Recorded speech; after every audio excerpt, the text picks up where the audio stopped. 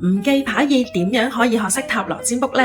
係咪真㗎？當然可以啦。今日同大家分享一下我嘅實際經驗，點解做到。首先要明白究竟塔羅牌點解咁準呢？係因為塔羅牌反映潛意識，而潛意識又係咩呢？其實我哋大部分時候都係用緊我哋嘅頭腦意識。大家有冇聽過冰山理論？原來我哋95%至99%以上嘅潛意識好似冰山咁未曾發揮出嚟。而究竟乜嘢係潛意識呢？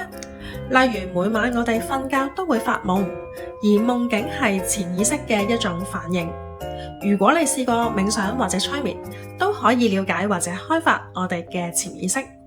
既然塔羅反映潛意識，我哋就用返潛意識嘅方法去學習啦。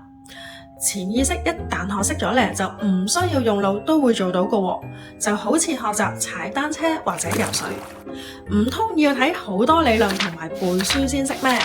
當然唔使啦，直接踩上架單車或者落水去游先會識㗎嘛。所以學塔羅占卜都係一樣嘅，透過直接去實踐，唔需要死背牌意，要 keep 住去幫人占卜先會喺實戰中學識。咁係咪即係等於完全用直覺，唔需要參考原本嘅牌意呢？好多初學者未經訓練去用直覺，準確度好多時一半都未必有。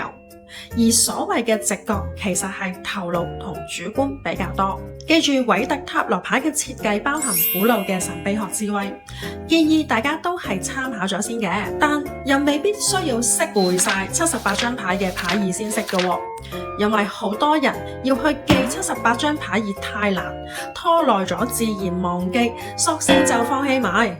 如果因為用錯咗方法中途放棄，實在太可惜啦。鼓勵大家可以試下，好似我當年咁，唔想記牌意，不如用一套比較簡單嘅工具，例如奧修禪卡，自然都可以好快學識啦。占卜準確度仲要好高，信心大咗，又累積咗經驗，自然就會好識啦。想嚟體驗嘅同學可以報名我哋每月舉行嘅塔羅工作坊，好多第一次嚟嘅朋友都覺得好神奇，真係唔識牌意咧都做到幾準嘅占卜㗎。歡迎留言問我關於塔羅學習或者相關問題，我會答大家。記得追蹤 Manny IG，下一條片見。